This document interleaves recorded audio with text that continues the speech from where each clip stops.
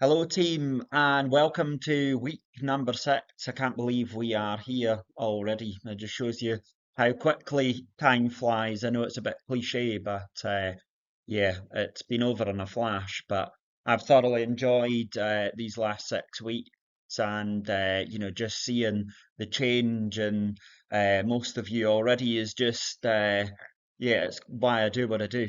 And I can't wait to share your stories with the wider community, just to let them know, the great work that we do, but also as well, it's a testament to you as well, because our business really thrives on your results. So big thank you for being a part of this and for all the hard work that you've put in as well. So this final week is about confidence rather than restriction, because Christmas doesn't ruin progress. Losing structure and mindset does. All right, we want to navigate Christmas and finish strong, enjoying Christmas without guilt. And remember, we're protecting progress rather than worrying too much about perfection. And more importantly, setting yourself up for a successful 2026. We've got 5 people booked onto that already, and I'm sure there's going to be quite a few more. So I'm really, really looking forward to that. The Christmas mindset shift. So Christmas is a short period of time. Fat gain comes from patterns over weeks, not single meals. You've heard me bang on about that the last 6 weeks, but I really, really want it to sit there with you, because food is not the enemy. And one day doesn't change results, but mindset is what drives behaviour. Protecting progress rather than worrying too much about perfection. Now, remember, you're not trying to be perfect at Christmas.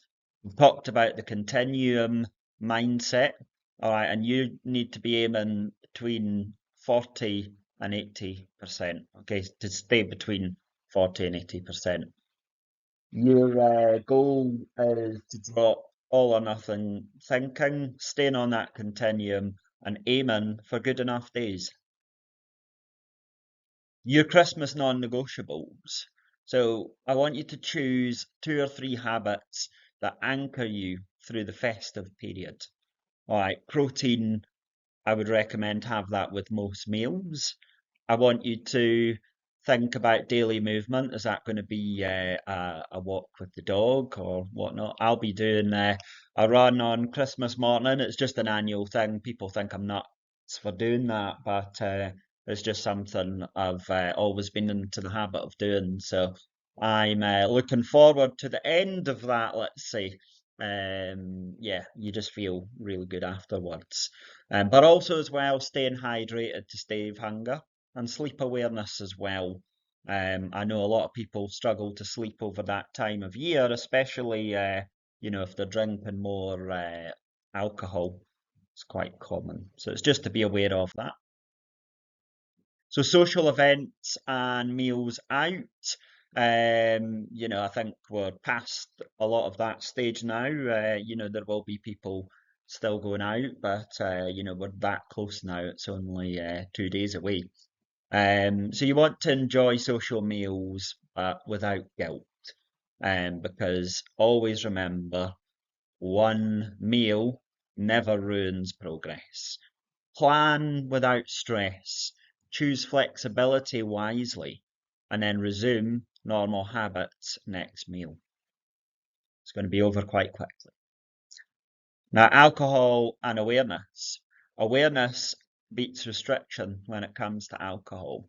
Like spirits have less calories than wine do, but also as well, this isn't me saying just drink spirits all night, because you might be quite intoxicated after that, and that is not something I'm advocating.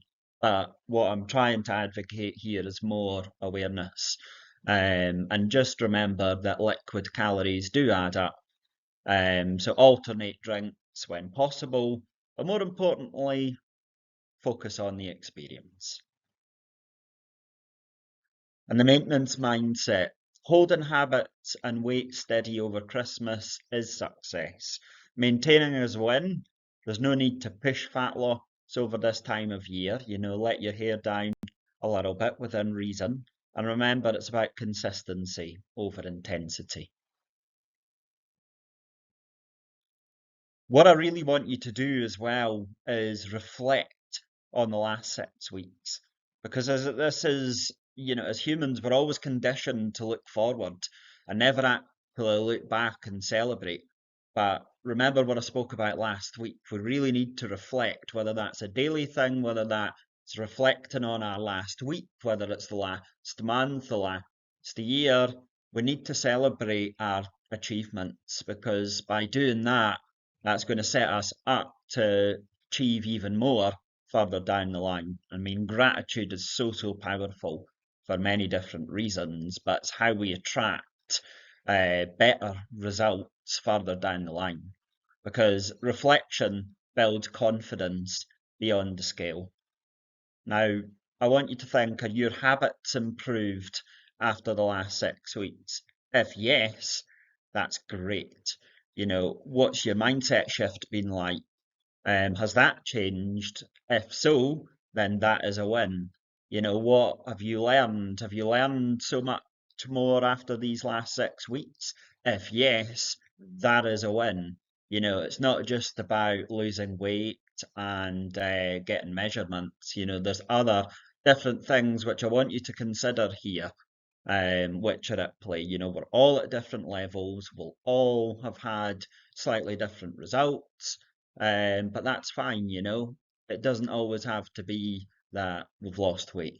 If we feel more in momentum, then that in itself is, paramount. So carrying momentum into 2026. Remember, you're not restarting in January, you are continuing in between.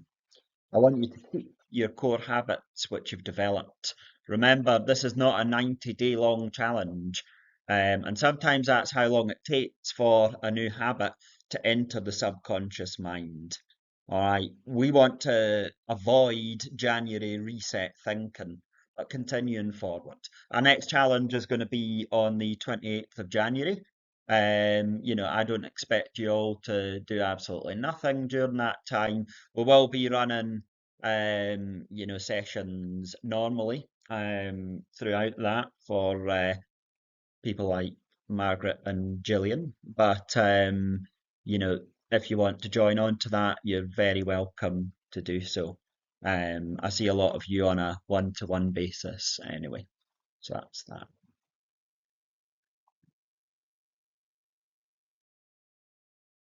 So final reminder, remember to be proud of how far you've come. And confidence matters more than perfection. Progress isn't fragile, and confidence comes from consistency, repetition. Finish proud.